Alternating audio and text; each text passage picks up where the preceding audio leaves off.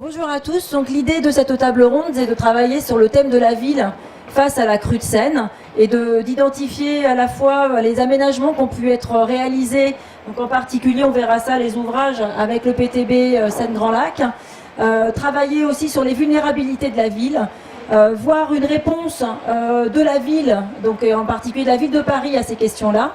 Et puis également se poser la question à l'international, c'est-à-dire quel est le retour d'expérience que l'on peut tirer des événements d'ampleur qui ont eu lieu à l'étranger.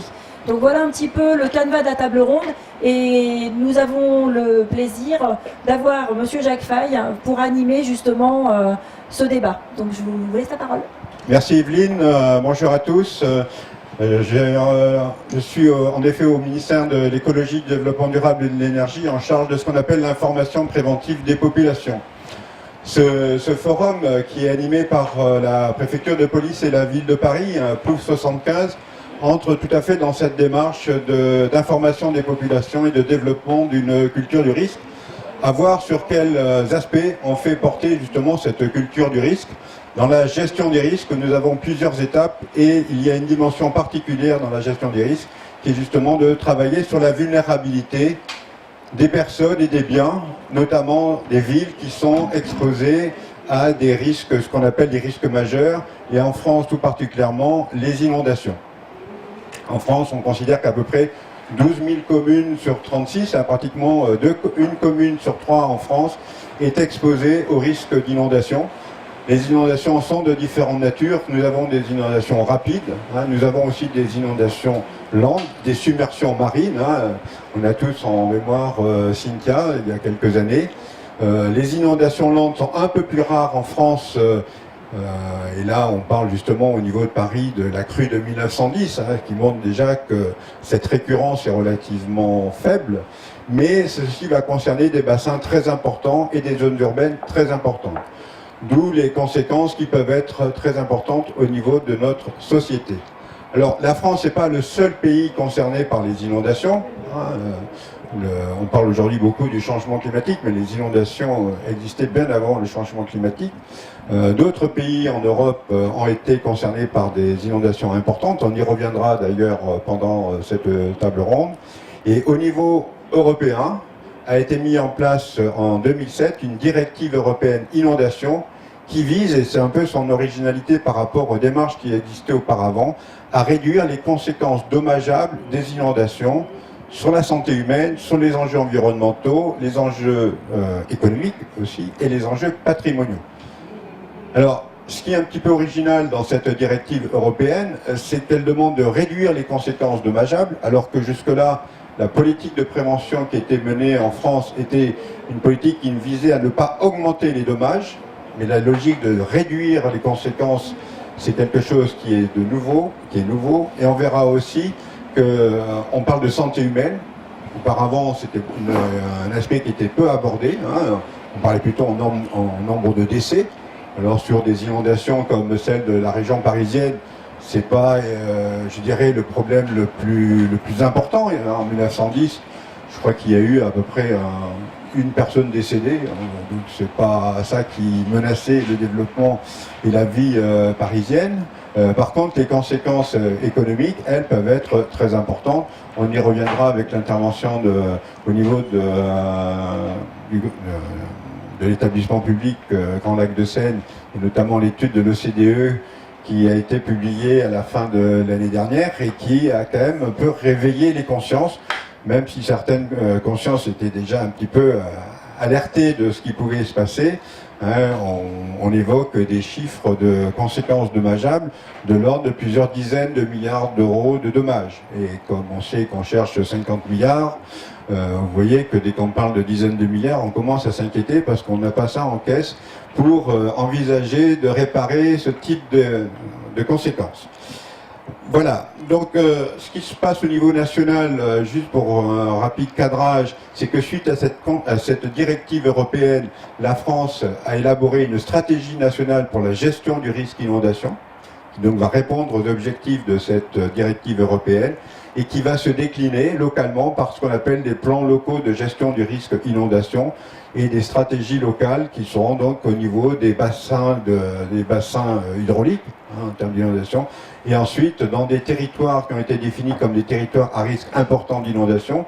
Et on verra que la région parisienne est un territoire à risque important. Il y a en France 122 territoires qui ont été définis comme des territoires à risque important d'inondation. Ça ne veut pas dire qu'il n'y a pas d'autres inondations ailleurs, mais c'est là où, en fin de compte, si on fait la conjugaison entre l'aléa et les enjeux qui sont exposés, c'est là où, en fin de compte, les dommages et les conséquences peuvent être les plus importantes au niveau de notre pays.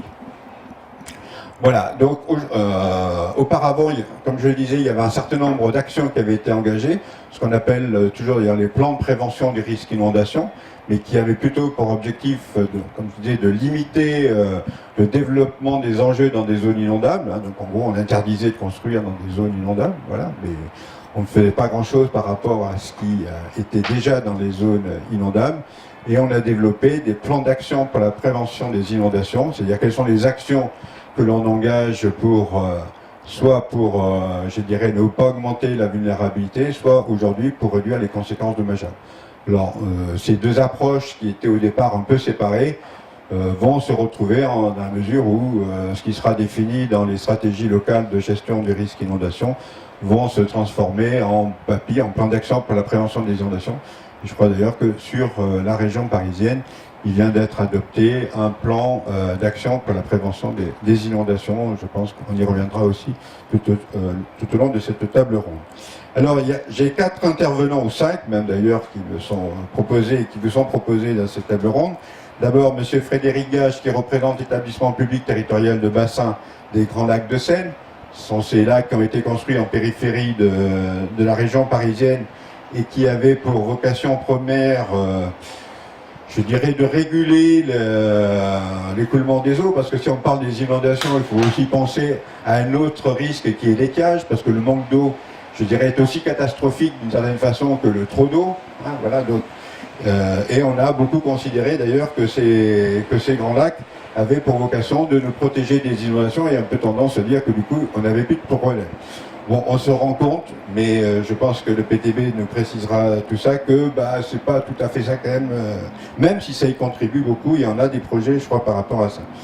Ensuite, monsieur Ludovic Fêtre de l'Institut d'aménagement et d'urbanisme d'Île-de-France viendra parler des actions qui peuvent être développées en termes de vulnérabilité. Quelle est la vulnérabilité du bâti et de la ville dans la région parisienne, et comment on peut évaluer les dommages, hein, je vous disais des dizaines de milliards d'euros. Est-ce que c'est d'ailleurs les dommages directs, les dommages indirects, voilà, qu'est-ce que ça veut dire?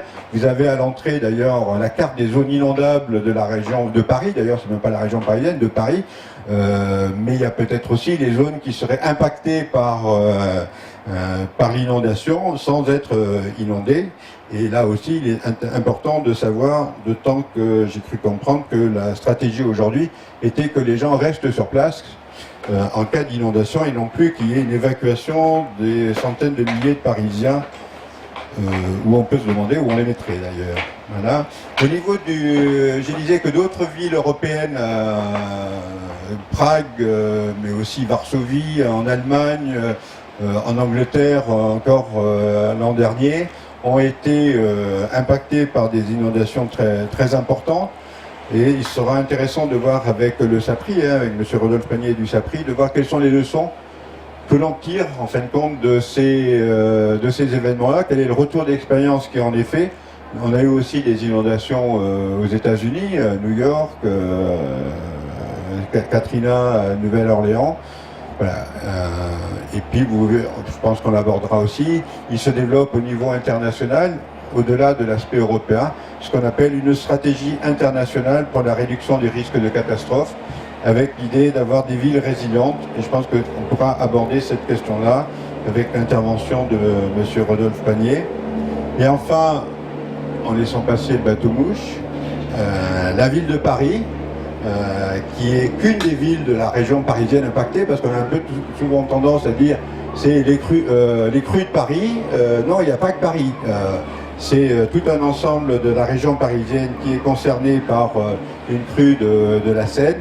Et il sera intéressant de voir comment la ville de Paris qui a un statut un peu particulier, on le voit ici d'ailleurs, vu que l'organisation est une co-organisation avec la préfecture de police de Paris, de voir quelles sont les actions qui sont, je dirais, à la charge d'une municipalité et quelles sont les actions qui ont été engagées par la ville de Paris, que ce soit en termes de protection.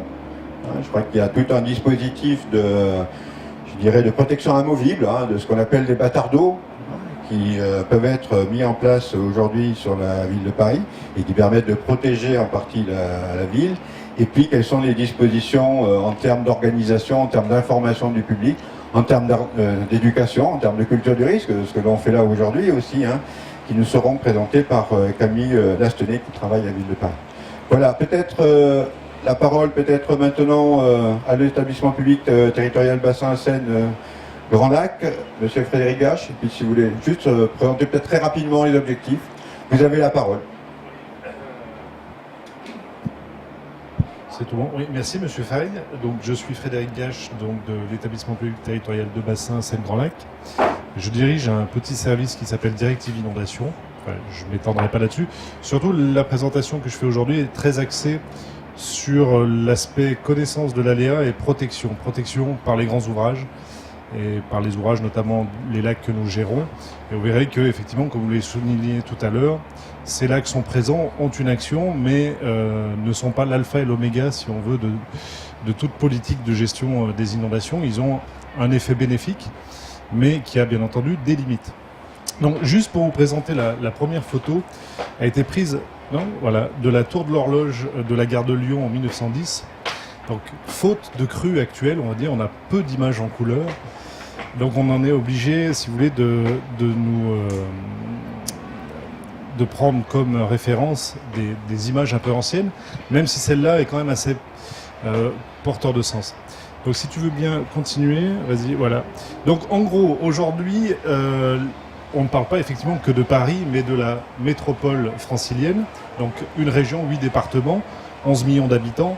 Et effectivement, aujourd'hui, sur ce bassin-là, attends, si tu peux juste, voilà. Le système de protection, il est basé sur plusieurs éléments. Déjà, les lacs que nous gérons. Donc, nous gérons 4 lacs, un situé en Champagne, donc dans la région de Troyes, sur la Seine et sur l'Aube, dans la région de Saint-Dizier aussi, sur la Marne. Et enfin, un barrage, lui, qui est un barrage en travers de l'Yonne, au niveau de Château-Chinon, dans la Nièvre. Donc, il y a la présence de ces lacs. Il y a 2 grandes zones d'expansion naturelle des crues qui sont dans la Marne moyenne, entre Vitry-le-François et Épernay, et la Bassée, entre Nogent-sur-Seine, la centrale nucléaire, si vous voulez, jusqu'à Montereau. Donc, ces zones d'expansion qui permettent de stocker quelques dizaines de millions de mètres cubes lorsqu'il y a des inondations. Et au-delà de ça, dans le continuum urbain, vous avez un dispositif de protection locale qu'on appelle des murettes, qui sont discontinues et qui ne sont pas toutes calées au même niveau de crue. Donc je vais vous montrer à quoi ça ressemble, si tu veux bien continuer. Donc voilà comment ça se matérialise. En gros, les zones qui sont en verte sont les zones qui sont contrôlées par les lacs, c'est-à-dire toute la pluie qui tombe dans cette zone-là est contrôlée par des lacs. Vous avez en jaune les 2 grandes zones d'expansion naturelle. Voilà. Donc en gros, en amont de Paris, il y a déjà un système qui existe.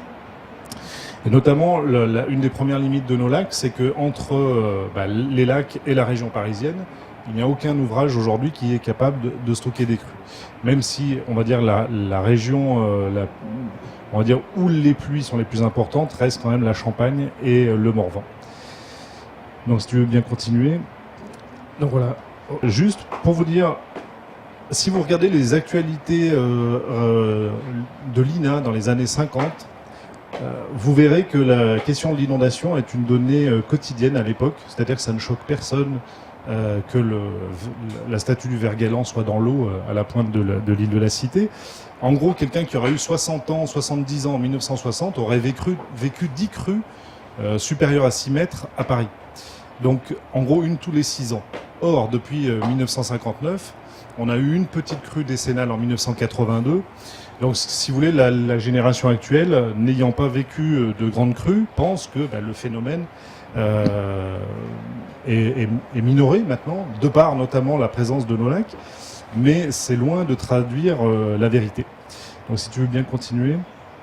Je vais passer. C'était juste pour dire qu'il n'y a pas effectivement que des crues à Paris. Si on prend les axes Seine et les axes Marne, on n'a pas toujours la crue de 1910. C'est une conjonction de 2 maximums de crues de la Marne et de la Seine au même moment sur Paris, ce qui était assez exceptionnel. Mais dans l'histoire, il y a eu d'autres crues à d'autres moments. Juste pour vous signaler que le gros problème en Île-de-France, c'est la durée de submersion. En 1910, c'est 8 semaines les pieds dans l'eau, et certainement de l'ordre de 2 semestres, comme le dit le CDE, pour revenir à un état de fonctionnement satisfaisant les missions de service public des principaux réseaux structurants. Donc, oui. Rajouté avec une complexité moindre qu'aujourd'hui. C'était plus facile de remettre une voie ferrée où il n'y avait que des machines à vapeur qu'aujourd'hui une ligne automatisée de tram ou de métro. Tout à fait. Alors là, je ne veux pas anticiper sur ce que dira mon collègue Ludovic. Juste voilà, pour vous dire aussi le revers de la médaille sur le fait que les crues sont longues, c'est qu'elles sont lentes et qu'on a quand même le temps de se préparer un petit peu. C'est-à-dire qu'on a de l'ordre aujourd'hui on connaît à peu près les hauteurs de crues à, on va dire, 48 heures avant. Donc vous voyez, on n'est pas du tout dans le sud de la France où on peut avoir des crues sur une journée, voire même moins. Là, on est quand même sur des phénomènes assez longs. Donc on a le temps, entre guillemets, de se préparer. Mais est-ce que 48 heures sont suffisantes pour faire face pour déplier un plan de continuité d'activité, par exemple? Je ne suis pas tout à fait sûr. On a des exemples de grands opérateurs bancaires, par exemple, qui ont besoin de 5 jours pour se mettre, on va dire, au clair, pour préparer leur gestion de crise. Si tu veux bien continuer rapidement.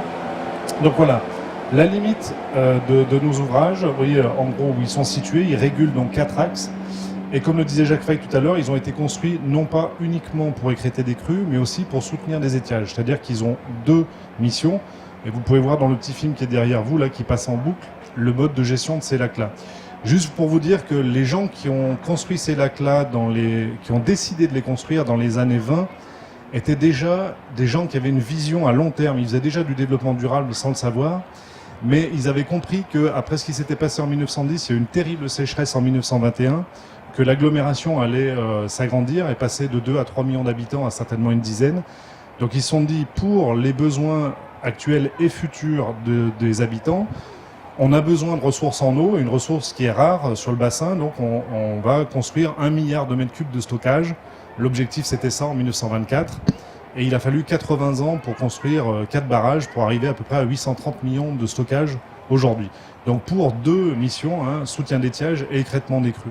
Donc rapidement, voilà, en gros, ce qui est important à retenir, si vous ne deviez retenir que cela, vous avez en bleu la crue de 1910 en état naturel et la même crue en rouge avec l'effet des lacs. Donc en gros, je ne parle pas des travaux qui ont été faits dans la traversée de Paris, je laisserai les collègues de Paris le dire. En gros, le système de protection actuel, condition sine qua non que la crue se représente à la même date, c'est-à-dire au mois de janvier, au moment où les lacs sont vides. Ceci, si ça se reproduit au printemps, au moment où les lacs sont pleins, ça va être plus compliqué. En gros, le système de protection actuel est capable d'enlever 1 mètre sur les 8,50 m de la crue de 1910. Donc, sachant que les dommages commencent vraiment à partir de 6 mètres, et notamment pour les réseaux, puisque tous les réseaux sont enterrés, il y a un delta entre 6 mètres et 7,50 m sur lequel aujourd'hui les ouvrages de protection ne peuvent rien. D'où l'importance de développer d'autres types de politiques que les ouvrages. Donc rapidement, pareil sur celle de 1982, vous retrouverez exactement la même configuration. Donc, si on reprend en termes de cartographique, vous avez là la même situation, mais cartographique. Par exemple, pour le Val-de-Marne, 1910 à gauche, sans l'action des réservoirs, et avec. Donc, vous voyez que même si on enlève une partie de l'eau, il y a quand même beaucoup de secteurs qui sont encore dans l'eau. Et si tu veux aller rapidement, si je dois tenir dans mon timing, tu peux continuer. Juste la dernière. Voilà, celle-là, sur le système de murettes tel que je vous l'expliquais tout à l'heure, qui est discontinu et présent dans l'agglomération francilienne. À Paris, les quais sont calés à la côte de Creux 1910. Par contre, notamment dans la partie amont et aval, Val-de-Marne et Hauts-de-Seine, les digues sont calées à la côte de Creux 1924, qui est 1,30 m inférieur. Alors même si dans les années 20, il y avait peu de monde qui habitait dans ces zones-là, aujourd'hui, il y a plusieurs millions d'habitants, d'entreprises, etc., d'équipements publics dans ces secteurs-là. donc moins protégé que la ville centrale. Donc voilà, juste pour vous spécifier qu'il y a un système de protection qui existe sur ce bassin, qui n'existe pas forcément sur d'autres bassins, hein, il faut le dire. Par exemple, Lyon, ça n'est pas le cas. Il a un intérêt, mais il a des limites. Et de ces limites naissent d'autres politiques qui vont vous être présentées maintenant. Oui, alors on a vu, et c'est souvent d'ailleurs ce que l'on évoque lors de la gestion des risques, qu'on peut diminuer le risque, mais on n'arrivera pas au risque zéro. Donc il est important de voir quelles sont les dispositions dans la gestion des risques qui peuvent être engagées au-delà des aspects, je dirais, d'action sur l'aléa, parce que si on considère la crue comme l'aléa ici, on voit qu'on peut mener un certain nombre d'actions avec une certaine efficacité. On aurait pu parler aussi d'autres dispositifs qui sont envisagés, qui peuvent améliorer encore cette action de réduction au niveau de l'aléa, mais il restera toujours des enjeux exposés, plus ou moins exposés, et donc avec une vulnérabilité forte. Et compte tenu de l'importance des enjeux en région parisienne, on voit que malgré les efforts qui peuvent être développés par le PTB, que cette vulnérabilité dans la région parisienne est relativement importante. Alors, je disais, l'OCDE a fait une étude qu'elle a présentée l'an dernier. L'Institut d'aménagement et d'urbanisme de la région Île-de-France a aussi travaillé sur cet aspect-là. Et Ludovic Fett, qui travaille, va nous expliquer comment on peut diminuer, en fin de compte, la vulnérabilité de ces espaces aménagés. En fait, est-ce qu'il y a beaucoup de logements exposés aujourd'hui ? Voilà. Je disais, c'est plusieurs dizaines de milliards de dommages. Est-ce qu'aujourd'hui, on est en capacité de vraiment évaluer le coût de ces dommages ? Je parlais aussi de dommages directs et de dommages indirects. Qu'est-ce qu'il en est dans les études que l'on a aujourd'hui ? Et puis, j'évoquais moi le plan de prévention des risques d'inondation, mais il y a d'autres dispositifs, et notamment pour réduire la vulnérabilité. Est-ce que vous pouvez nous évoquer un petit peu quelles sont les réflexions qu'on a à ce jour sur la région parisienne ? Voilà. Oui, je ne sais pas si le PowerPoint a fonctionné. Juste rappeler, l'Institut d'aménagement et d'urbanisme de la région Île-de-France est un organisme qui travaille sur les problématiques d'aménagement, de planification à l'échelle de l'ensemble de la région. Et on essaie aujourd'hui d'aborder la problématique des risques les risques majeurs en général, et notamment des risques d'inondation, qui est de très loin le principal risque qui peut concerner la région Île-de-France aujourd'hui, dans une vision comme une composante, en tout cas, d'aménagement durable. Alors, avant de le réduire, je dirais qu'il faut d'abord qualifier le risque, ou en tout cas la vulnérabilité de la région parisienne ou de l'agglomération parisienne, face à une inondation qui aujourd'hui est considérée comme le principal risque majeur qui pourrait survenir sur le territoire national. On a quelques grands risques. On a un risque de séisme, par exemple, dans le sud de la France. On a l'inondation sur le bassin de Loire. Mais à la fois par son expansion, le fait qu'une grande inondation toucherait 8 départements de façon simultanée, qu'elle toucherait la région capitale où il y a des enjeux évidemment économiques, humains, mais aussi de gouvernance, le fait que ça soit effectivement un événement long qui durera plusieurs semaines et qui diffère quand même qui est extrêmement différent de ce qu'on connaît aujourd'hui dans les grandes inondations. En France, on pense aux inondations du sud de la France, on peut penser à Xynthia récemment, mais c'est des événements qui durent 2 jours. De la même façon, un des grands événements qui est survenu à l'échelle d'une métropole, c'est Sandy à New York, ça dure aussi 2 jours, et là on est sur un événement de longue durée.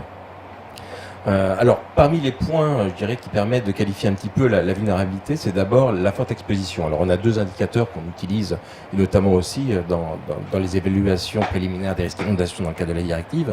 Je dirais que c'est les enjeux humains et économiques. C'est des grands indicateurs, et on est extrêmement exposé, ou on a très forte exposition en Île-de-France. Le premier chiffre, c'est le logement. C'est aujourd'hui, à l'échelle de l'Île-de-France, 435 000 logements potentiellement inondés qui se trouvent aujourd'hui en zone inondable. C'est un chiffre tout à fait considérable par rapport à d'autres régions. C'est sur ces 435 000, 120 à 130 000 qui ont directement les pieds dans l'eau. Pour mémoire, une inondation comme Xynthia, à la baie de Somme, c'est 2500, 3000, 5000 logements maximum. Donc on est sur des niveaux beaucoup plus importants, avec une très très forte concentration géographique. C'est Paris évidemment, environ 100 000 logements, mais c'est un chiffre quasiment équivalent dans les Hauts-de-Seine et dans le Val-de-Marne. Donc on a sur un territoire finalement extrêmement restreint des très très forts enjeux. C'est aussi une autre caractéristique qui diffère peut-être un peu des autres territoires, c'est la forte, je dirais, représentation de l'habitat collectif. sur beaucoup de territoires qui sont moins urbanisés, beaucoup moins denses que ne l'est l'Île-de-France. On est beaucoup sur des territoires qui sont concernés par du logement individuel, de résidentiel. Là, on est sur le plus souvent une très grande part, 82%, de logements collectifs, alors qui renvoie d'autres problématiques, à la fois en sauvegarde des populations, en densité, etc. Et c'est un point important.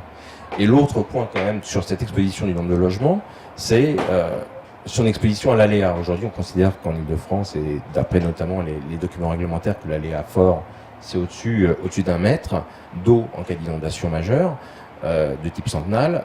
Aujourd'hui, en Île-de-France, c'est la moitié du parc de logement qui est concerné par un niveau d'aléa fort. Donc c'est tout à fait fort, important.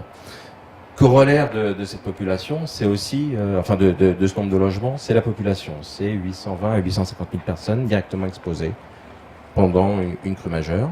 C'est pas loin de 10% de la population, enfin c'est 7% de la population francilienne, donc c'est aussi un chiffre extrêmement important.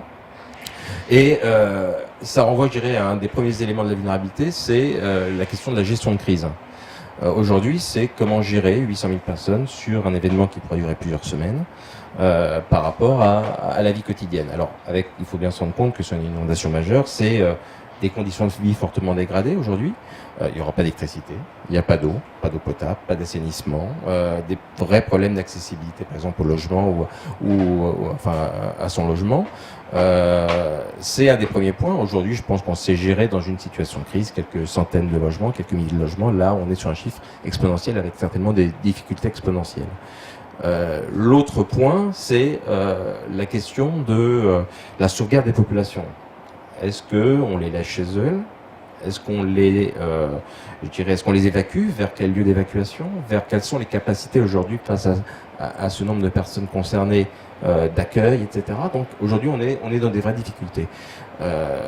Le parti pris aujourd'hui affiché par la préfecture de police, c'est d'inciter les gens à partir, mais ce ne sera pas une évacuation massive obligatoire. On sait que dans tous ces types de crises, il y a toujours des personnes qui ne bougent pas, il y a une partie de la population qui a des difficultés à bouger, donc ça fait partie, je dirais, des enjeux importants. C'est aussi, toute la population francilienne n'est pas égale, il y a des secteurs favorisés, il y a des secteurs plus défavorisés, il y a des secteurs dans zones sensibles, il y a des populations qui ont peut-être des difficultés à partir parce qu'elles n'auront pas d'autres possibilités de déplacement. Ça renvoie à des problèmes de fragilité de certaines populations auxquelles il faut aussi travailler et qui sont peut-être aujourd'hui un petit peu, faiblement abordés, je dirais, à l'échelle régionale, en tout cas à l'échelle d'une agglomération. On a un autre facteur qui est d'exposition, c'est les activités économiques. On a une très très forte concentration aussi. L'Île-de-France, c'est sur 2% du territoire national, 20% de la population et 30% du PIB. Donc on a une très très forte concentration des activités économiques qui sont elles aussi fortement impactées en cas de crue. C'est environ 10% du potentiel, je dirais, économique francilien directement exposé. C'est 650 000 emplois, c'est plus de 50 000 établissements. On avait aussi regardé juste dans une bande de 200 mètres de part et d'autre de la Seine et de la zone inondable en Île-de-France, c'est 25% du potentiel économique francilien. Donc c'est tout à fait considérable, avec des caractéristiques. Donc effectivement toujours une très forte concentration sur la petite couronne. Et puis une grande proportion aussi d'établissements, de petits établissements, de petites entreprises. Alors, autant on peut imaginer que les grandes entreprises ont des services risques, ont une capacité à anticiper, à connaître, en tout cas ont les moyens de réagir. Mais on a aussi tout un tissu de petites entreprises qui sont souvent beaucoup plus mal préparées, qui n'ont pas obligatoirement la capacité à connaître et à gérer le risque, et c'est une des difficultés. Et puis il y a les grands opérateurs qui, eux, dans le cadre notamment des travaux engagés par la zone de défense, ont aussi pris en compte et ont une réflexion un peu plus approfondie avec des plans de continuité, etc. L'autre spécificité, je dirais, de cette vulnérabilité, au-delà de la très forte exposition, c'est le constat de la vulnérabilité, je dirais, croissante de l'agglomération parisienne, avec des enjeux de fonctionnement urbain. L'agglomération est extrêmement dense et extrêmement dépendante aujourd'hui de grands équipements. En matière de traitement de déchets, par exemple, on a toute l'agglomération parisienne, c'est quand même quelques millions d'habitants. L'organisation, par exemple, du traitement des déchets est organisée en matière de traitement des déchets autour de 3 grandes usines d'incinération, à Saint-Ouen, à Issy-les-Moulineaux, à Ivry. Aujourd'hui, ces 3 zones, ces 3 grands établissements ou ces 3 grands équipements sont en zone inondable, par exemple. De la même façon, on est extrêmement dépendant de grosses unités de traitement des eaux, HR, Valenton, etc., toujours pour l'agglomération parisienne, qui elles aussi sont inondables. C'est la même question un petit peu pour l'alimentation en eau potable. Donc on a une organisation extrêmement concentrée autour de grands équipements, mais qui sont extrêmement vulnérables dans leur organisation. Donc là, ça renvoie directement à un autre niveau d'enjeu. L'autre point, et qui est maintenant étudié depuis une dizaine d'années, notamment par la zone de défense, et c'est un des grands enseignements aujourd'hui de ces travaux, mais c'est aussi une des caractéristiques de toutes les métropoles, c'est la dépendance au réseau. Aujourd'hui, on est dans une société de flux, de mouvements, et on s'appuie énormément sur les réseaux. Alors le premier, c'est évidemment le réseau électrique. C'est un réseau qui est aujourd'hui considéré comme critique. Tout dépend de l'électricité aujourd'hui. Alors que c'est votre vie quotidienne, c'est la vie économique, c'est énormément de choses, et on sait que le réseau aujourd'hui électrique sera fortement impacté. Mais en Ile-de-France, c'est aussi d'autres réseaux. C'est le réseau de transport en commun. Aujourd'hui, on a plusieurs centaines de milliers, voire de millions de déplacements domicile-travail, par exemple, journaliers. On sait aujourd'hui que le réseau métropolitain est extrêmement impacté par une inondation. En tout cas, potentiellement, fortement impacté. C'est pareil pour le réseau SNCF. Et puis, on a d'autres éléments. C'est les télécoms. Aujourd'hui, on est dans une société de télécommunications, téléphone mobile, etc., mais aussi Internet. Et tous ces réseaux sont extrêmement fragilisés. Et le fait qu'il y en ait un qui tombe peut entraîner, par effet domino, des conséquences beaucoup plus larges. Puis il y a d'autres réseaux auxquels on pense beaucoup moins, c'est le chauffage urbain. Aujourd'hui, on est extrêmement dépendant, en tout cas Paris intramuros est fortement dépendant du chauffage urbain, il sera aussi impacté, ou par exemple la climatisation. Donc on a un fonctionnement réseau qui fragilise la ville et qui est un facteur supplémentaire de vulnérabilité. Tout ça pour dire qu'on a des enjeux qui dépassent aujourd'hui, à l'échelle de l'Île-de-France, très très largement la zone inondée. Et c'est pour ça finalement on parle de vulnérabilité systémique par rapport au risque d'inondation en Ile-de-France. Alors juste pour illustrer, vous avez ici en bleu la zone inondable, et à côté par exemple c'est les zones de fragilité électrique. Et on voit que les populations qui sont potentiellement impactées sont très très largement supérieures aux populations potentiellement exposées. Donc là aussi ça veut dire qu'il y a des enjeux forts derrière. Ça peut être des enjeux évidemment de fonctionnement urbain, de fonctionnement économique, mais ça peut être aussi des enjeux de gestion de crise. Si vous déplacez des personnes, par exemple, dans les zones qui sont en rouge, dans des centres d'accueil, mais s'il n'y a pas d'eau, pas d'électricité, ça pose aussi des problèmes. Donc ça renvoie à des problèmes un peu plus larges. Un autre niveau, c'est par exemple sur l'autre image, c'est celle des impacts sur le réseau routier. Donc là, c'est toute la problématique à la fois des passages passer le fleuve. Ça renvoie évidemment aux enjeux de domicile-travail, de déplacement de domicile-travail, mais aussi toute la logistique urbaine de l'alimentation de l'agglomération pendant une période qui va durer plusieurs semaines. Et puis peut-être avec une autre image, mais là on est vraiment à l'échelle de l'agglomération. C'est juste pour illustrer par exemple les enjeux économiques. On parle des dommages économiques qui peuvent être liés aux impacts, aux dommages directs sur les stocks, sur l'immobilier, etc. Puis il y a tout ce qui relève des pertes d'exploitation, du non-fonctionnement des entreprises. Vous avez ici sur ce petit schéma, alors on ne le voit pas bien sur cette petite cartographie, mais c'est tout le secteur d'où viennent tous les salariés de la défense. Du secteur de la défense, qui est le pôle économique majeur de la région, un des pôles économiques majeurs de la région de France. Et à travers cette carte-là, d'où viennent les gens qui travaillent aujourd'hui à la défense et qui viennent en transport en commun. Donc vous voyez qu'effectivement, il y a une partie de la population qui vient de l'ouest parisien, mais il y a aussi une très grande partie de la population qui vient de l'est parisien, de tous autres secteurs. Et si vous mettez la petite carte qui vient derrière, ça, c'est ce qui ne fonctionnera pas pendant quelques semaines, en termes de réseau métropolitain, notamment du réseau transport en commun métro, RER. On voit par exemple que tous les accès à la défense seront arrêtés extrêmement vite. Il n'y aura pas de RER A pendant plusieurs semaines. Il y a une grande partie du métro qui ne fonctionnera pas. Alors, le métro est protégé. La RATP a lancé de nombreuses actions pour protéger son réseau, mais ces actions font que le réseau ne fonctionnera pas. Et donc, c'est la conséquence, par exemple, sur un des pôles économiques majeurs en termes de continuité d'activité. Alors quand on a fait un peu ce constat de la vulnérabilité de la région, et c'est un rapide constat parce qu'en fait c'est beaucoup plus complexe encore que cela, c'est quels sont aujourd'hui les éléments qui peuvent permettre de réduire un petit peu cette vulnérabilité de l'agglomération parisienne. La première chose, c'est la culture du risque. Aujourd'hui, dans tous les règlements, dans toutes les analyses qui sont faites à travers les stratégies locales, le plan de gestion du risque inondation, la directive inondation, et puis des travaux qui sont menés, je dirais, depuis une petite dizaine d'années quand même maintenant sur ce sujet, c'est le constat partagé de la faible culture du risque aujourd'hui des acteurs de l'aménagement au sens large. Acteurs de l'aménagement, ce sont les élus locaux, c'est les collectivités, c'est les grands opérateurs, c'est les acteurs économiques, jusqu'à la population. Et donc aujourd'hui, on est sur un vrai déficit. Alors ça s'explique par plein de choses. Ça s'explique d'abord parce qu'on n'a pas eu d'inondation depuis très très longtemps en Île-de-France. Effectivement, Frédéric le mentionnait tout à l'heure, la dernière grande inondation, c'est 1955, ça fait plus de 60 ans. On est sur une région où les populations bougent énormément, donc c'est une vraie difficulté. C'est une vraie question aussi, enfin en tout cas une question quand vous voulez lancer des actions un peu plus importantes, c'est la question du quand comment. Aujourd'hui, on parle d'inondation. Alors, il y a eu longtemps un discours, je dirais, un petit peu catastrophiste, en essayant que l'on pensait pouvoir être, je dirais, initiateur d'action, etc. On se rend compte que c'est assez difficile. C'est difficile parce que d'abord, le comment, on ne sait pas comment se passera la prochaine grande inondation. On sait qu'elle existera, on est certain qu'elle arrivera. On a une chance sur 100 chaque année qu'elle arrive, c'est-à-dire 2 chances sur 3 à l'échelle d'un siècle, mais on ne sait pas comment elle arrivera et quelle sera son intensité, sa durée, etc. Prague, en référence, qui a été quand même une des références récentes, son niveau, c'était, enfin le niveau des inondations de Prague, c'était de mettre au-dessus, par exemple, des niveaux de référence ou des niveaux historiques. Donc on ne sait pas ça. Et puis la deuxième question, c'est le quand.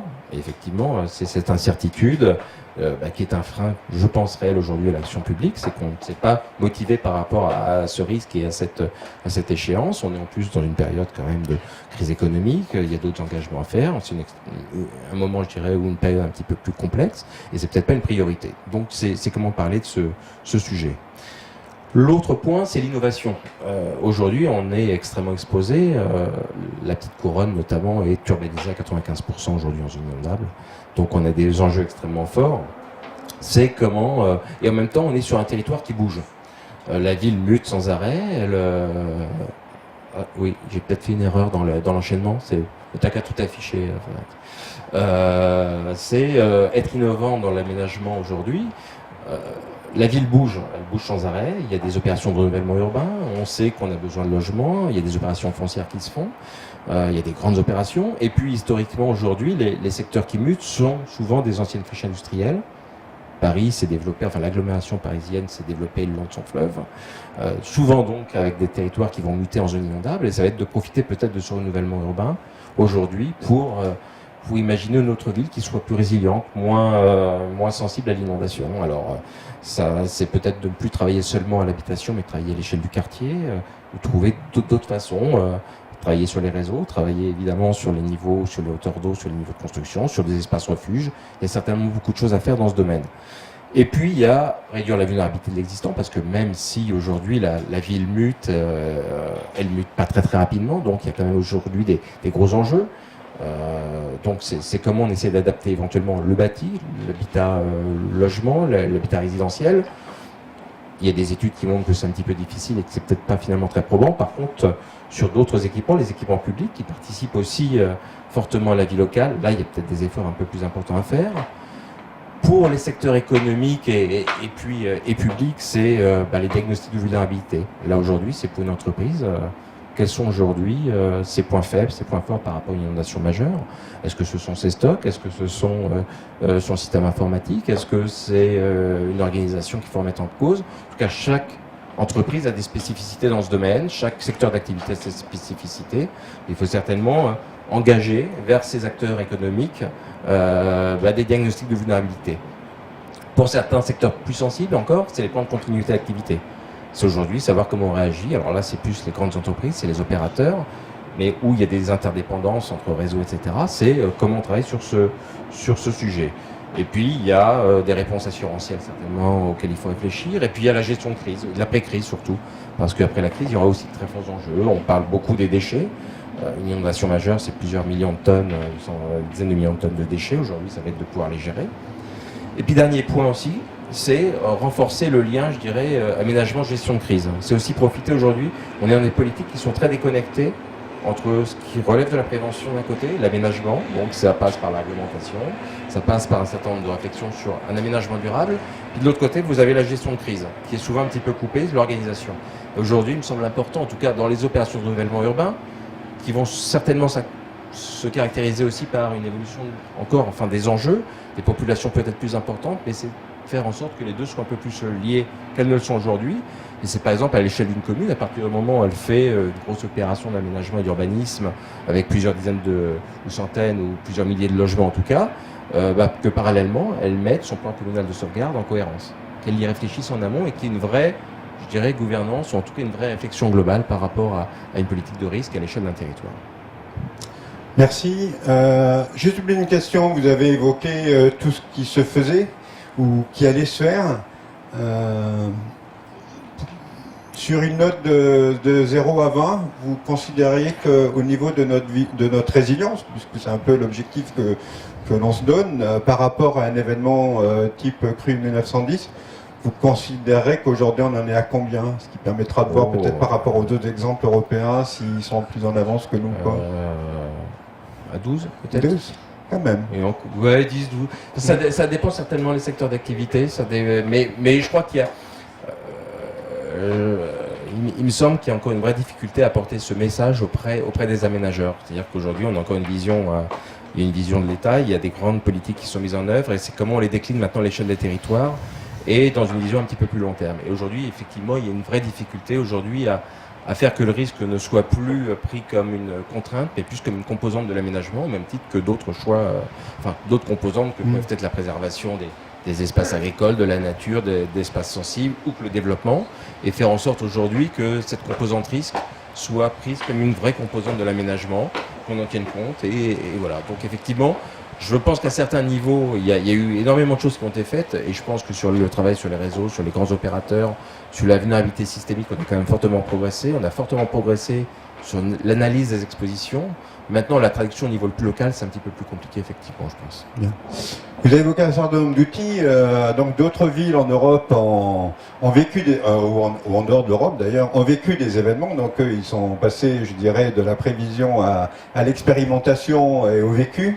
Vous avez évoqué un certain nombre d'outils. Est-ce que ces outils-là, sur le retour d'expérience qu'on peut avoir sur des villes, vous avez évoqué Prague, mais il y a eu Varsovie, il y a aussi, je disais, Londres ou des îles aux États-Unis, est-ce que ce sont des outils pertinents ou est-ce qu'il faudrait qu'on travaille aussi sur d'autres domaines qu'on n'a pas évoqués jusque-là?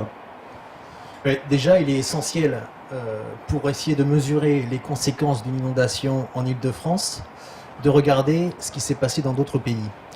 Parce qu'on n'a pas de référence récente.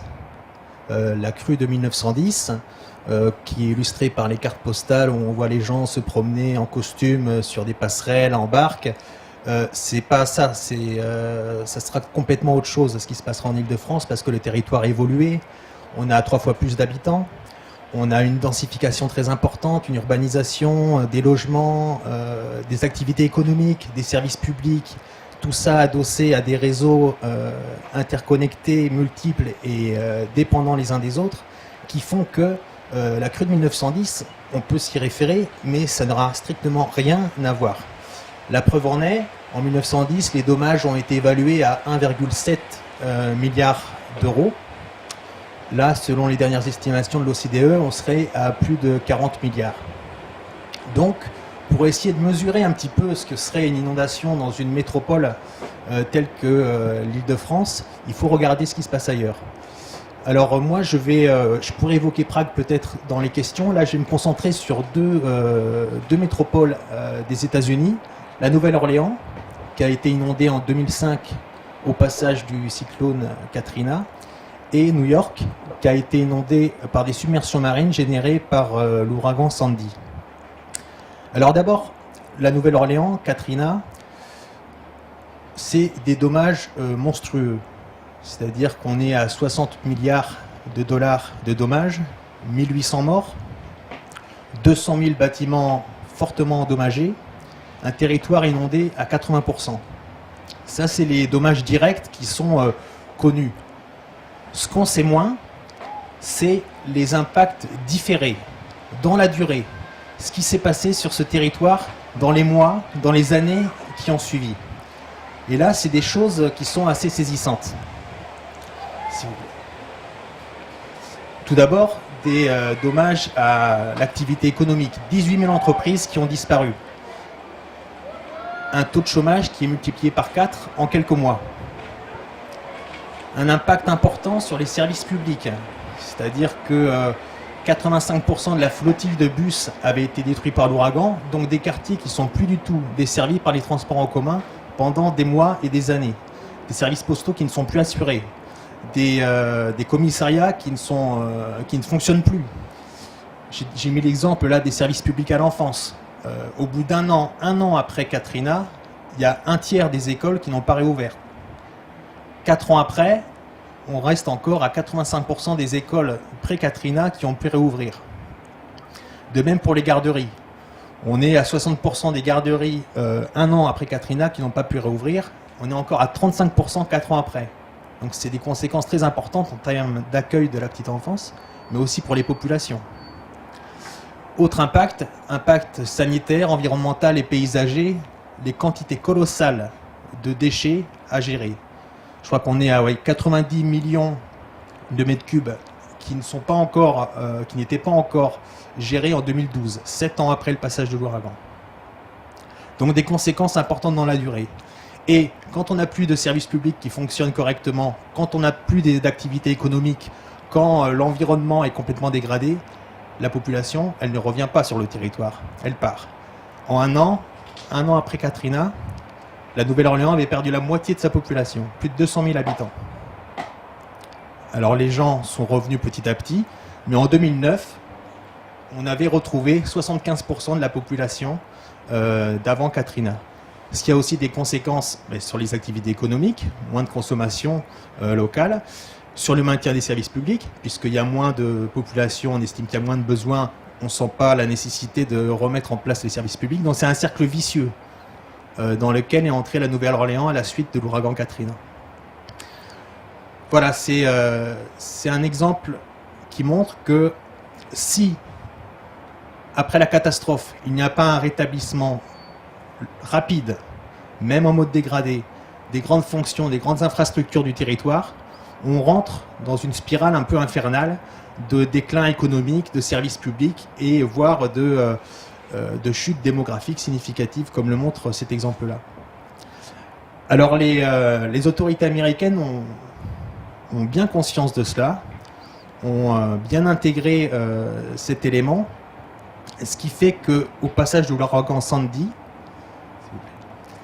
la priorité, après le secours aux personnes, le sauvetage des populations, ça a été de rétablir très rapidement les principales infrastructures, les réseaux, les services de transport, l'électricité, pour que l'activité puisse reprendre le plus rapidement possible.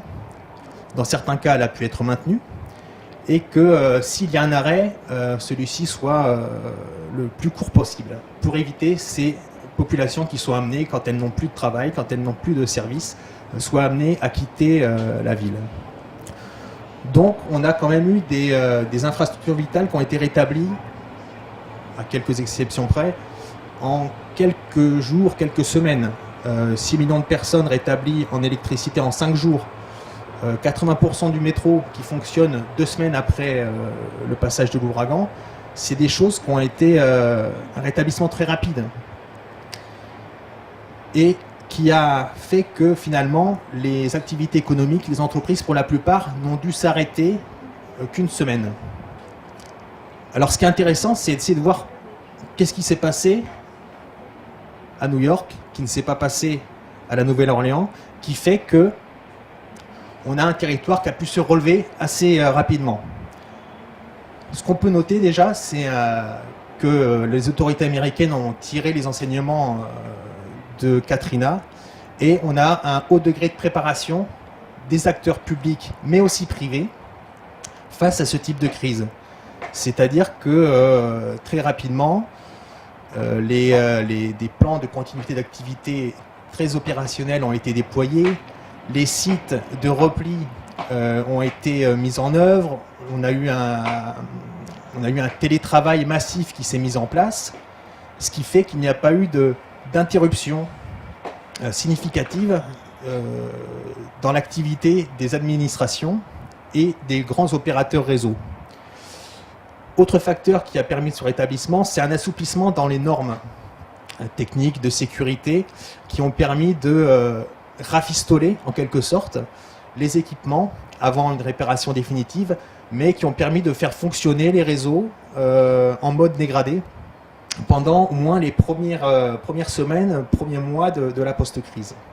On peut souligner aussi une coopération très étroite entre les acteurs publics et les acteurs privés.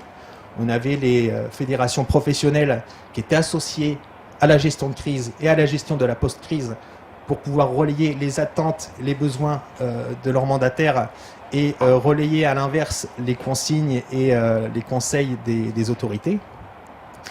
On a eu aussi mise en place par l'administration pour faciliter la reprise des activités économiques, la mise en place de ramassage du personnel, des salariés, donc qui étaient pris chez eux pour être amenés dans leurs entreprises. On a eu aussi un très fort soutien logistique de la part de l'administration fédérale, de la FEMA et de l'armée aux opérateurs réseau, aux grandes entreprises, avec des moyens de pompage très importants, des moyens de transport mobilisés. On a eu aussi un déblocage massif et quasi immédiat de financement pour les entreprises sinistrées, pour les personnes sinistrées. On a eu la mise en place de distributeurs automatiques de billets mobiles dans les rues pour que les gens puissent continuer à consommer, à retirer de l'argent. On a eu aussi une forte mobilisation des ONG, de la Croix-Rouge notamment, qui est restée pendant la crise, mais aussi à la suite de la crise pour accompagner, pour soutenir la population, pour accompagner le retour à la normale. Et cette population, il faut le souligner, qui a étonné par sa capacité à être autonome, à se prendre en charge elle-même. 375 000 personnes ont été évacuées à New York. 6 000 ont été accueillis dans des centres d'hébergement collectif.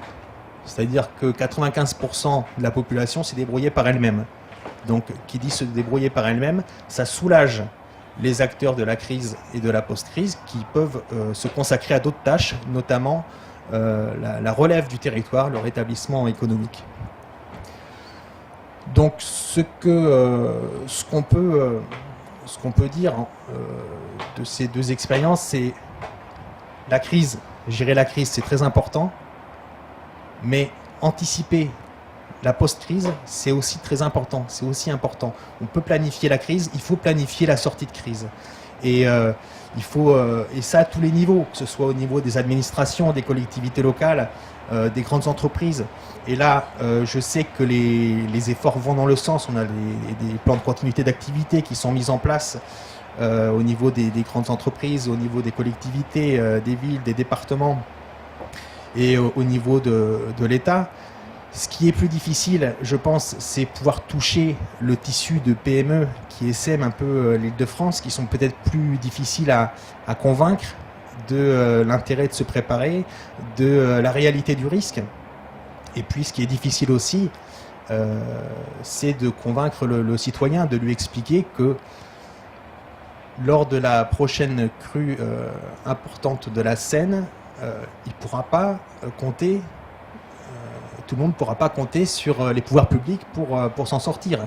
Il faut que les gens comprennent qu'ils doivent se préparer à être autonomes 48 heures, 72 heures, plus si possible, en attendant de pouvoir bénéficier du soutien des pouvoirs publics qui seront déjà extrêmement affairés.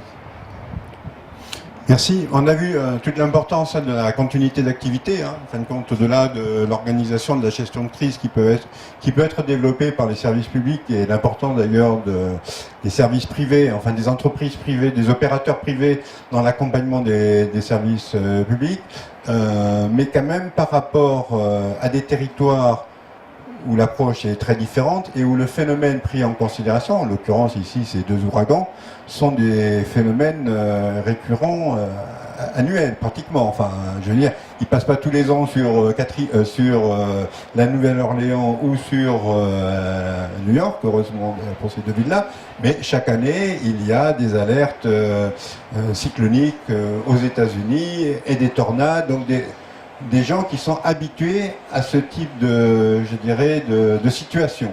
hein. On voit en France, et vous l'avez soulevé, la difficulté. Alors déjà, les plans de continuité d'activité, je veux bien croire que le CEPRI en porte quelques-uns, fait par des audits, hein, mais ça reste quand même quelque chose un peu limité à quelques grands opérateurs.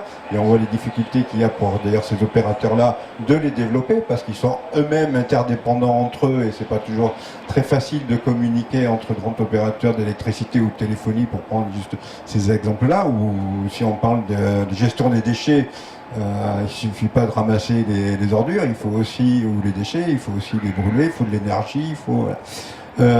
Par contre, là où je pense que, parce qu'on a dit que c'était un peu l'événement le plus conséquent en France, c'est vrai, mais je vais dire le Val-de-Loire est une région peut-être un peu moins importante économiquement que la région capitale d'une certaine façon, mais les conséquences peuvent être aussi quand même très très très importantes. Avec un risque humain beaucoup plus fort. Et un risque humain beaucoup plus fort, et des conséquences sur l'aménagement du territoire, sur la vie nationale, tout aussi important, c'est la séparation nord-sud. Enfin voilà, il y a quand même des conséquences qui peuvent être aussi très importantes.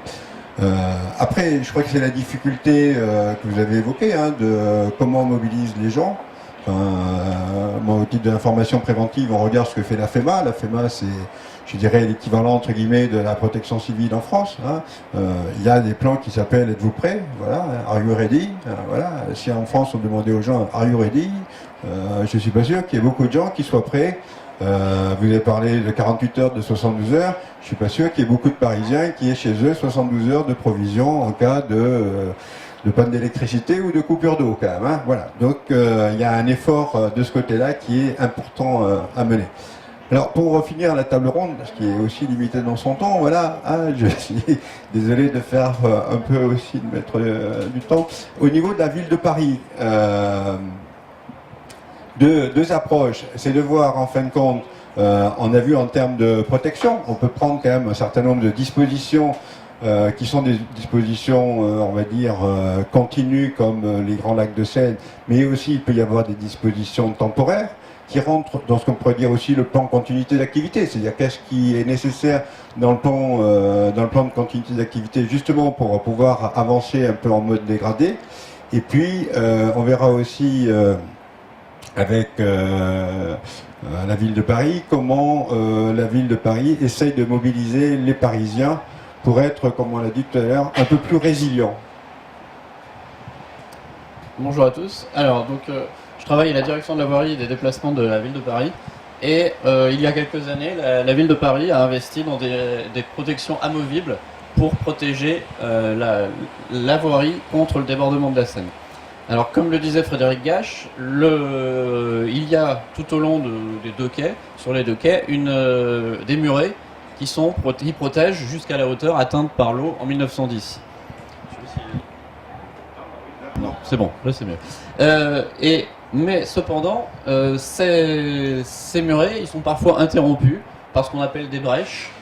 On en voit des exemples 3, dont un qui est juste au-dessus de nous, puisqu'il est en haut. Voilà. Et donc, il a fallu, pour éviter que la Seine s'infiltre par ces brèches sur la voie publique, les protéger. Et donc, la ville de Paris a investi dans des protections amovibles. Donc, on peut passer à la diapo suivante. Donc, ces protections amovibles, en fait, on vient casser le revêtement pour accéder à une longrine béton qui est déjà implantée, qui existe déjà, lorsqu'on a acheté ces protections, en fait, on les a montées et on a construit cette longrine. Ça faisait partie du dispositif.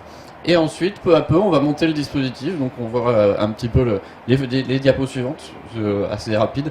Donc, des poteaux intermédiaires et latéraux sur les deux côtés des murs. Et ensuite, on vient glisser ce qu'on appelle des lisses. On peut passer, voilà, tout à fait, des lisses, donc les unes sur les autres, qui en fait, peu à peu, vont s'appuyer les unes sur les autres pour assurer une étanchéité du dispositif vis-à-vis de la Seine et de l'eau.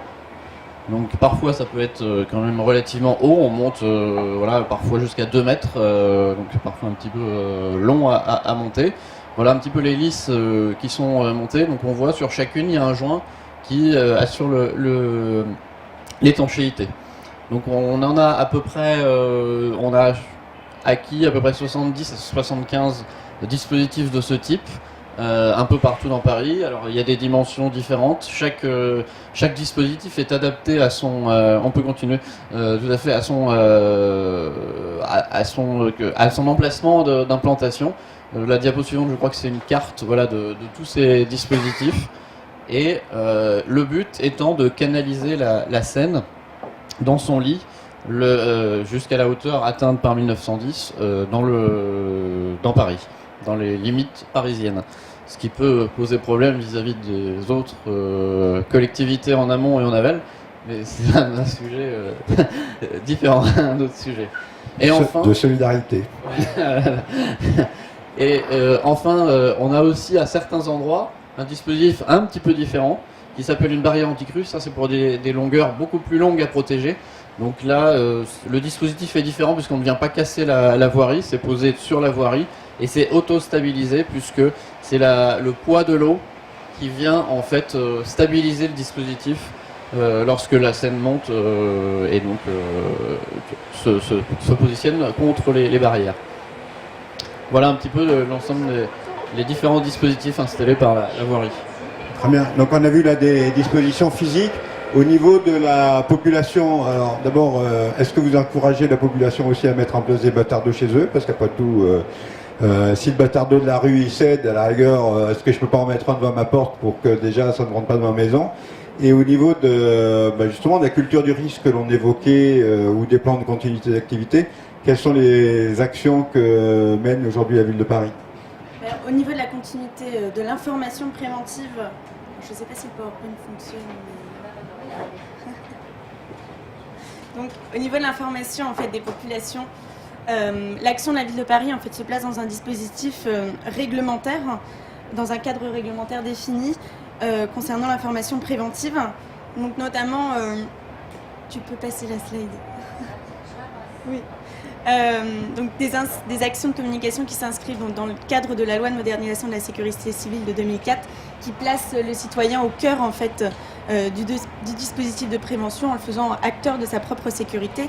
Donc à partir de là, si on veut que le citoyen soit acteur de sa propre sécurité, il va falloir que ce dernier soit informé des risques qui pèsent sur sa commune, ainsi que des dispositions et des dispositifs que la ville, notamment la ville de Paris, peut prendre pour gérer ces risques.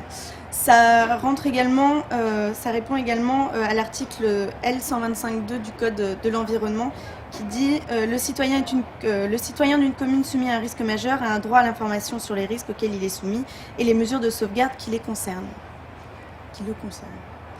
Donc à partir de là, la ville a mené diverses actions non structurelles, parce qu'on a vu les actions structurelles comme les bâtards d'eau, etc. Donc la ville mène aussi une forte campagne de mobilisation pour réduire la vulnérabilité de Paris, donc c'est un contexte global, diffuser la culture du risque, soutenir la mémoire du risque parce qu'on s'est aperçu qu'on oubliait très vite. Donc toutes les campagnes d'information sont importantes, notamment sur le risque d'inondation, parce que la dernière crue majeure date de 1910. Et donc par conséquent pour sensibiliser les Parisiens. Donc pour ça, on a différents documents d'information, notamment des documents réglementaires qui ont été mis en œuvre par la ville de Paris comme toute autre collectivité française. Donc on a dans un premier temps le document d'information communale sur les risques majeurs, qui est plus simplement appelé DICRIM. Donc à Paris, il a été élaboré en 2009. Donc c'est un document qui a un caractère communal, donc dont la rédaction relève de la responsabilité du maire de Paris. Le contenu en fait du DICRIM, le but du DICRIM, ça va être de faire un répertoire en fait de tous les risques majeurs qui pèsent sur la ville de Paris. Donc forcément, on a des pages consacrées aux risques d'inondation dans ce type de document. Il va aussi décrire les mesures préventives et de protection que la ville peut mettre en place pour prendre en compte ce risque, des mesures de sauvegarde et les consignes en fait.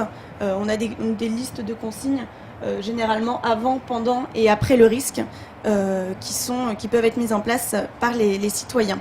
Donc le DICRIM en fait, vous pouvez le retrouver sur le site internet paris.fr. Vous le trouvez aussi dans les 20 mairies d'arrondissement.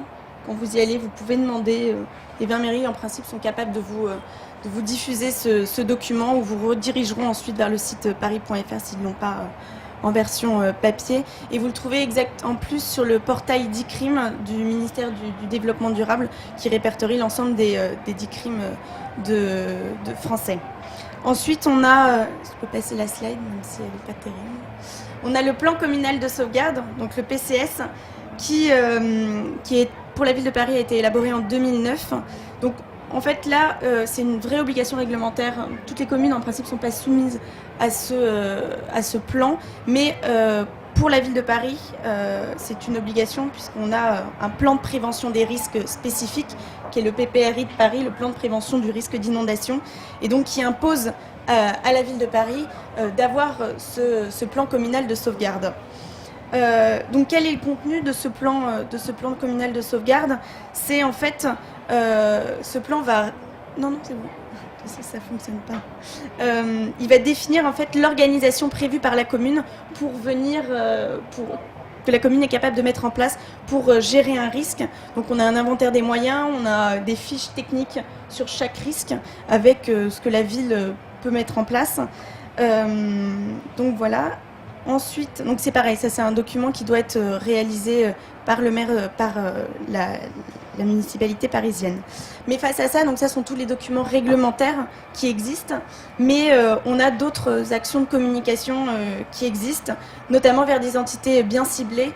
Donc en 2011, la ville de Paris a mis en place en fait une communication vers les syndics parisiens. Donc des opérations de sensibilisation notamment auprès de la FNAIM et l'UNIS, qui sont les deux plus grands organismes qui regroupent la plus grande partie des syndics parisiens. Donc le but en fait là, c'était d'essayer de leur faire prendre conscience du risque pour qu'en fait ils puissent diffuser en interne toutes ce qu'est le risque d'inondation, quelles sont les mesures qu'on peut mettre en place pour réduire la vulnérabilité des établissements qui sont gérés par ces organismes-là. Et donc c'était en fait d'inscrire à l'ordre du jour des assemblées générales une question ou une information sur ce risque d'inondation. Ensuite, on a également eu une information qui a été faite vers les bailleurs sociaux parisiens. Donc on a une charte qui a été signée, donc une charte relative à l'eau, où là on a inséré en fait des rappels sur les dispositions à prendre en cas de crue exceptionnelle.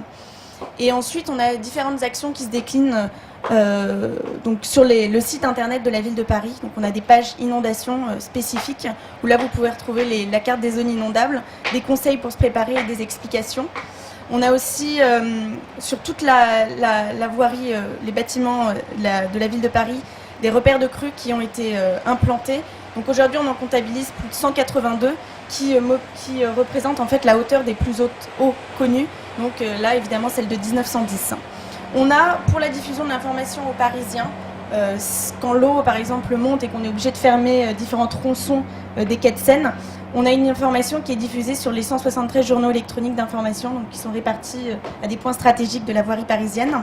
On a également des applications comme Paris à la seconde qui vous permet d'avoir de l'information en temps réel sur les décisions, certains dispositifs de la ville de Paris. Et on a aussi les réseaux sociaux, donc le compte Twitter générique @Paris, où là on a plus de 140 000 followers, et on a un tout nouveau compte qui a été créé, qui s'appelle @Paris Inondation, donc un compte vraiment spécifique au risque d'inondation à la ville de Paris. Il y a beaucoup de choses de réaliser, mais concernant l'information préventive, en fait, c'est vraiment un travail en continu. C'est un travail de réactualisation des documents réglementaires, parce qu'on ne peut pas se permettre d'avoir des documents figés par rapport aux risques qui évoluent, par rapport aux vulnérabilités qui peuvent augmenter. Donc là, en ce moment, en fait, on travaille sur plusieurs points. La ville, on en a un petit peu parlé tout à l'heure, s'est engagée dans un programme d'action de protection des inondations qui permet en fait de contractualiser avec l'État et de récupérer des subventions pour financer des actions de prévention. Et donc la ville de Paris a pas mal axé ces actions de prévention sur la communication en fait, où là par exemple on va installer de nouveaux repères de crues, on va faire des grandes campagnes de sensibilisation des acteurs privés, des élus, des scolaires notamment.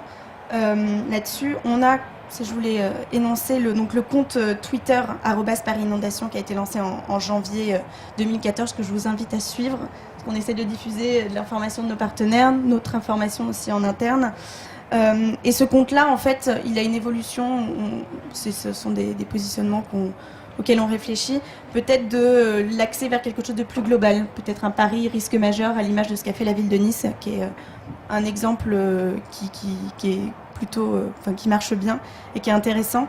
On est en train aussi de réviser le plan communal de sauvegarde, parce qu'on a une obligation réglementaire de réviser ce plan tous les 5 ans. Donc là, 2009 à 2014, on est en plein dedans. C'est un travail qu'on fait en partenariat avec la préfecture de police, comme Paris est un territoire assez particulier, donc les rapports ville-préfecture sont assez liés. Et là, ensuite, on est en train de finaliser des pages consacrées aux risques majeurs dans la capitale, où il y aura un focus spécifique sur le risque d'inondation. Donc voilà, donc tout ça pour garder et cultiver la mémoire du risque à Paris et faire en sorte que le Parisien puisse participer à la résilience de la ville de Paris. Très bien, merci.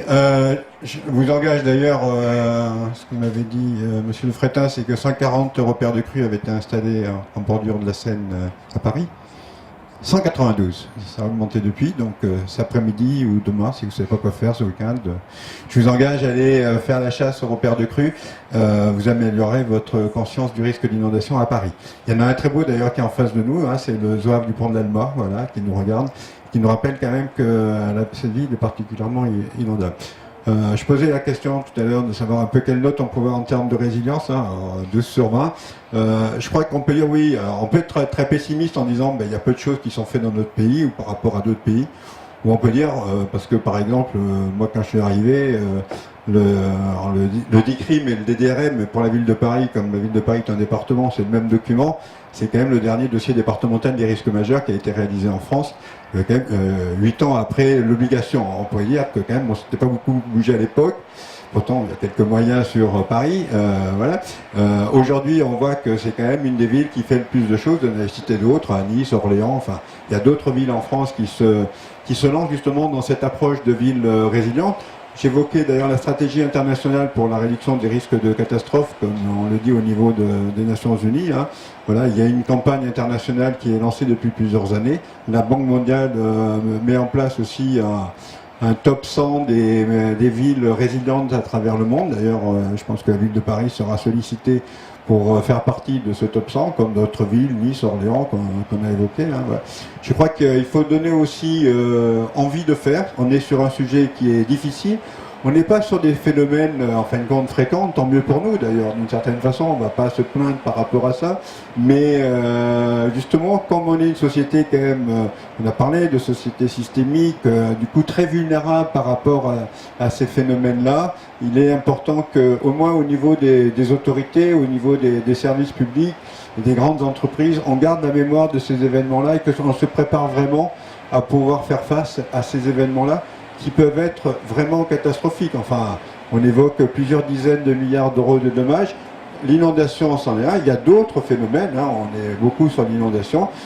Faut savoir quand même que le risque sismique, c'est plusieurs centaines de morts possibles dans le sud de la France, plusieurs dizaines de milliers de morts en Martinique ou en Guadeloupe. Hein. La sismicité est aussi un vrai problème au niveau du bâti, au niveau des opérateurs, hein, qui est différent de celui de l'inondation, mais qui pose aussi un vrai problème par rapport au devenir de notre pays.